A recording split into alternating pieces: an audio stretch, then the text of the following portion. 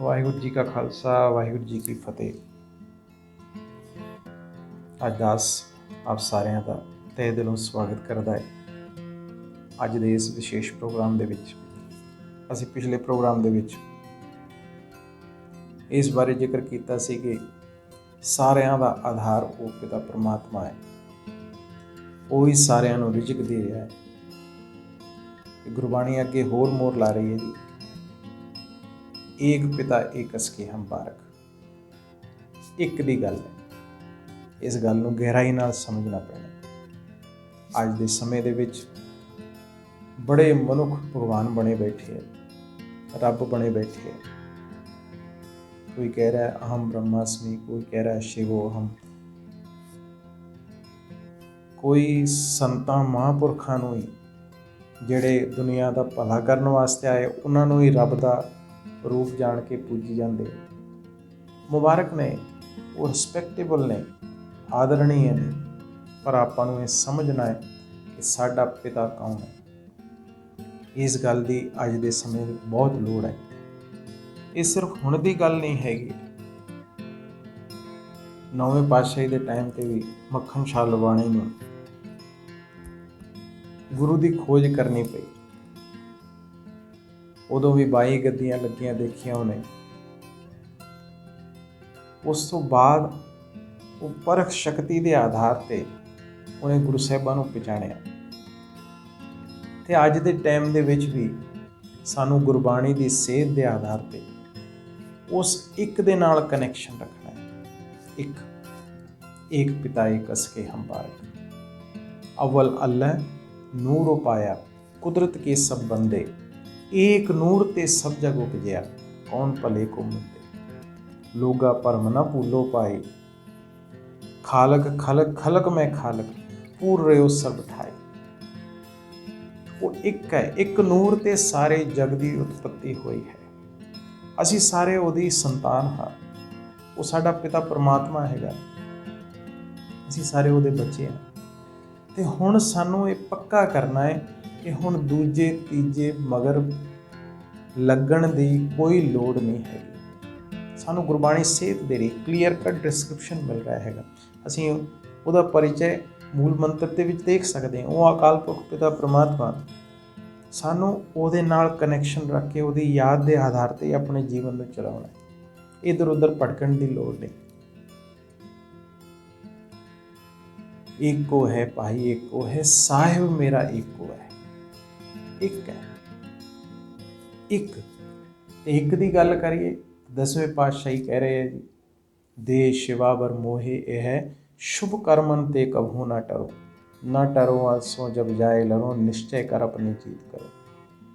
ਉਸ ਨਿਰਾਕਾਰ ਪਿਤਾ ਪਰਮਾਤਮਾ ਦੇ ਸਾਹਮਣੇ ਅਰਦਾਸਾਂ ਬੇਨਤੀਆਂ ਜੋਦਰੀਆਂ ਕਰਕੇ ਉਹਨਾਂ ਨੇ ਆਪਣੇ ਸਾਰੇ ਕਾਰੋਬਾਰਾਂ ਨੂੰ ਸਾਡੇ ਲਈ ਸੇਧ ਦੇਣ ਵਾਸਤੇ ਉਹਨਾਂ ਨੇ ਸਾਰੇ ਜੀਵਨ ਨੂੰ ਇੱਕ ਰੋਲ ਮਾਡਲ ਸਾਡੇ ਸਾਹਮਣੇ ਰੱਖਿਆ, ਕਿੱਦਾਂ ਦਾ ਜੀਵਨ ਹੋਣਾ ਚਾਹੀਦਾ।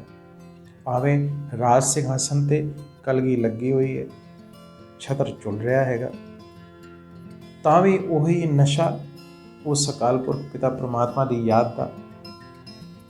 ਤੇ ਜੇ ਕੰਨਿਆ ਦੀ ਸੇਜ ਤੇ ਹੈਗੇ ਤੇ ਉੱਥੇ ਵੀ ਉਹੀ ਨਸ਼ਾ, ਉਹੀ ਜਲਾਲ, ਉਹੀ ਨੂਰ। ਗੁਰੂ ਸਾਹਿਬਾਂ ਦੇ ਜੀਵਨ ਨੂੰ ਦੇਖਦੇ ਹੋਏ, ਗੁਰਬਾਣੀ ਦੀ ਸੇਧ ਨੂੰ ਦੇਖਦੇ ਹੋਏ ਹੁਣ ਆਪਣੇ ਜੀਵਨ ਨੂੰ ਅਸੀਂ ਦੇਖੀਏ। ਕੀ ਦੇਖਣਾ ਹੈ?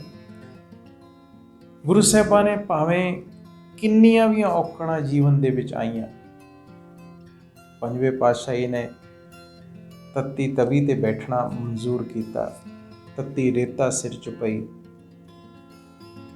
9ਵੇਂ ਪਾਤਸ਼ਾਹੀ ਨੇ ਸ਼ੀਸ਼ ਦੇਣਾ ਮਨਜ਼ੂਰ ਕੀਤਾ। 10ਵੇਂ ਪਾਤਸ਼ਾਹੀ ਨੇ ਸਰਬੰਸ ਵਾਰ ਦਿੱਤਾ। ਕਿਹਦੇ ਲਈ? ਆਪਣੇ ਪ੍ਰਿੰਸੀਪਲਸ ਲਈ, ਧਾਰਨਾਵਾਂ ਲਈ, ਉਸ ਪਿਤਾ ਪਰਮਾਤਮਾ ਦੀ ਯਾਦ ਦੇ ਆਧਾਰ ਤੇ ਨਿਸ਼ਚਾ ਕਦੇ ਉੱਪਰ ਥੱਲੇ ਨਹੀਂ ਹੋਇਆ, ਉਹਦੇ ਤੇ ਭਰੋਸਾ। ਕੀ ਗੀਤ ਗਾ ਰਹੇ ਹੈ ਜੀ, ਤੇਰਾ ਕੀਆ ਮੀਠਾ ਲਾਗੇ, ਹਰ ਨਾਮ ਪਦਾਰਥ ਨਾਨਕ ਮੰਗੇ।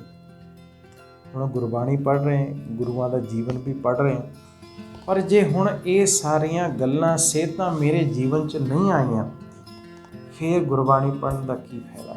ਤੇ ਹੁਣ ਅਸੀਂ ਭਟਕਣਾ ਬੰਦ ਕਰੀਏ, ਇੱਕ ਦੇ ਹੋ ਕੇ ਰਹੀਏ।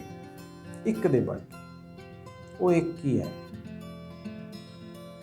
ਗੁਰੂਆਂ ਦਾ ਜੀਵਨ ਦੇਖੀਏ ਤੇ ਸਾਡਾ ਆਪਣਾ ਜੀਵਨ ਦੇਖੀਏ, ਮਾੜੀ ਮੋਟੀ ਵੀ ਕੋਈ ਗੱਲ ਉੱਪਰ ਥੱਲੇ ਹੁੰਦੀ ਹੈ, ਅਸੀਂ ਚੱਕਰ ਲਾਉਣਾ ਸ਼ੁਰੂ ਕਰ ਦਿੰਦੇ ਹਾਂ ਧਾਗੇ ਤਵੀਤਾਂ ਵਾਲਿਆਂ ਦੇ ਪਿੱਛੇ, ਪੰਡਤਾਂ ਦੇ ਪਿੱਛੇ, ਭਵਿੱਖ ਵਾਲੇ ਹੱਥ ਦੇਖਣ ਵਾਲਿਆਂ ਦੇ ਪਿੱਛੇ।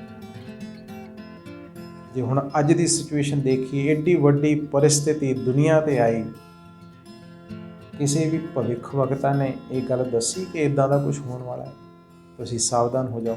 ਜਾਂ ਅੱਜ ਵੀ ਦੱਸ ਦੇਣ ਕਿ ਤੁਸੀਂ ਇਹ ਕਰ ਲਓ, ਠੀਕ ਹੋ ਜਾਓਗੇ, ਠੀਕ ਰਹੋਗੇ, ਕੋਈ ਨਹੀਂ ਦੱਸ ਸਕਦਾ।